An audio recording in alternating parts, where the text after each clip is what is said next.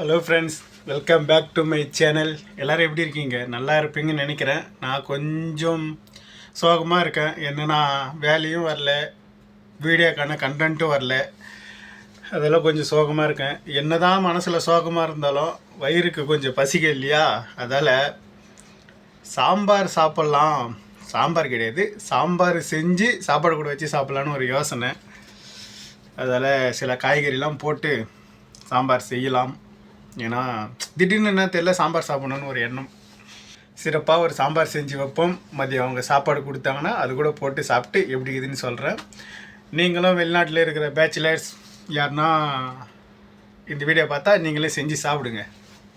கொஞ்சமாக துவரம்பருப்பும் கொஞ்சமாக பாசி பருப்பும் ஒரு 10 பல் பூண்டு கொஞ்சோண்டு மஞ்சத்தூள் இது கூட தண்ணி ஊற்றி நல்லா வேக வச்சு எடுத்துக்கலாம். ஏன்னா மஞ்சத்தூள் இதிலே போட்டுடலாம், ஏன்னா அப்போ தான் கொஞ்சம் நல்லாயிருக்கும். பருப்பு வெந்திடுச்சு, ஓரமாக எடுத்து வச்சுட்டேன். ஒரு வானல் வச்சு அதில் கொஞ்சம் எண்ணெய் ஊற்றி கொஞ்சம் கடுகு, கொஞ்சம் ஜீரகம், கொஞ்சம் கடலப்பருப்பு, கொஞ்சம் கருவேப்பிலை, கொஞ்சோண்டு பெருங்காயம் போட்டு நல்லா வறுத்துக்கலாம்.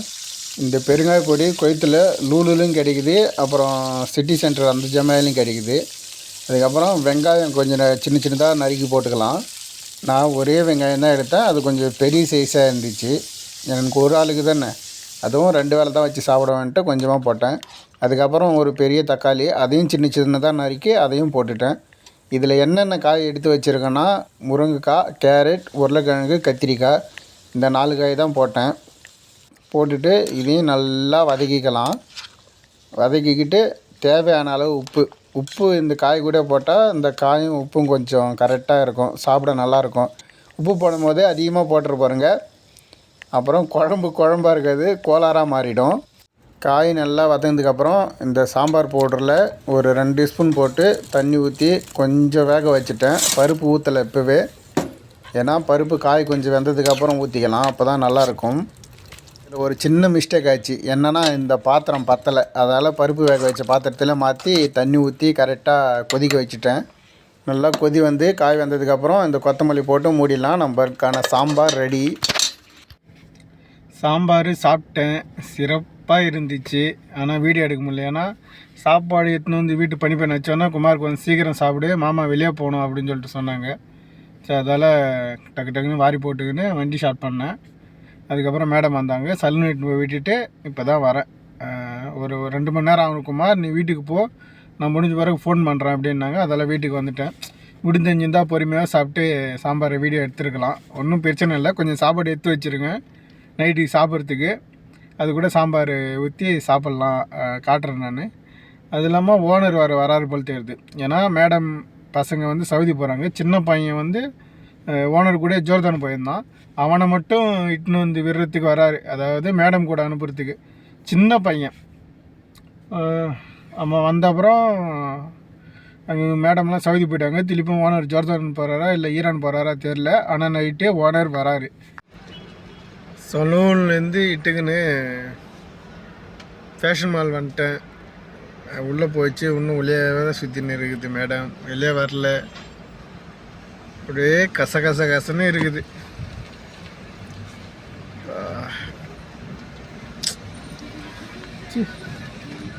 எதுதான் இப்படி புழுங்குதுன்னு தெரியல, அப்படியே வேக்காடாக இருக்குது. முதுவெல்லாம் அப்படியே 1 லிட்டர் தண்ணி ஊற்றினா போல் இருக்குது. எத்தனை மணிக்கு வரும்னு தெரியல. அதில் 8 மணிக்கு பையனுக்கு வர ஹாஸ்பிட்டலுக்கு போகணும், டென்டல் ஹாஸ்பிட்டலுக்கு. அது அப்பாயின்மெண்ட் இருக்குது. டைம் இப்போ 7 மணி ஆச்சு. அவனை ஹாஸ்பிட்டலுக்கு இட்டுன்னு வந்தானா ஹாஸ்பிட்டலில் ஒரு 1.5 மணி நேரம் ஆகும். அதுக்கப்புறம் போய் ஏர்போர்ட்டுக்கு போய் ஓனர் வந்தானா அவர் இட்டுன்னு வரணும். ஏன் தான் இப்படி நடக்குதுன்னு தெரியல வேலை. எப்போ தான் முடியுதுன்னு பார்த்து பார்ப்போம். ஃபேஷன் மால்கிட்ட இருந்து அதுக்கு முன்னாடி இருக்கிற Q&M கெட்டுன்னு வந்துட்டாங்க. இதை பொருள் வாங்க. இங்கே நல்ல நல்ல பெயிண்ட் டிசைன் எல்லாம் இருக்கும். ஏற்கனவே ஒரு வீடியோ பண்ணியிருப்பேன், நான் காட்டியிருப்பேன் இந்த பெயிண்டிங் எல்லாம் செமையாக இருக்குன்னு. குதிரை,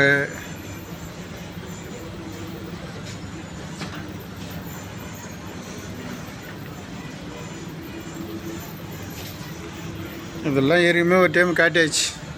எப்போ பொருள் வாங்கிட்டு வருவாங்கன்னு தெரில.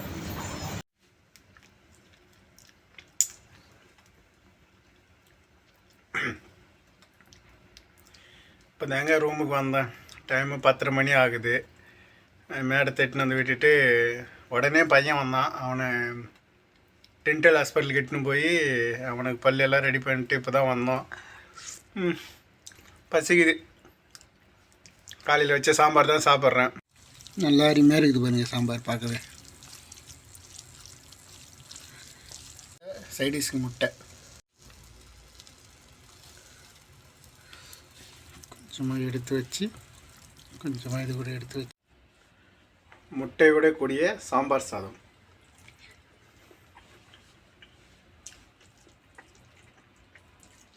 என்னதான் சிக்கன் மட்டன் பீஃபு அப்படின்னு வந்தாலும் சாம்பாரோட ருசி, அதுவும் நம்ம பருப்பு சாம்பாரோட ருசி தான்.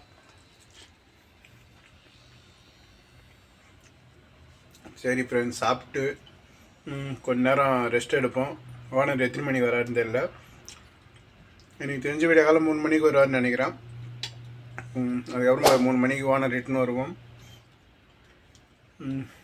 அப்புறம் சரி ஃப்ரெண்ட்ஸ், நாளைக்கு வீடியோவில் சந்திக்கிறேன். பாய்.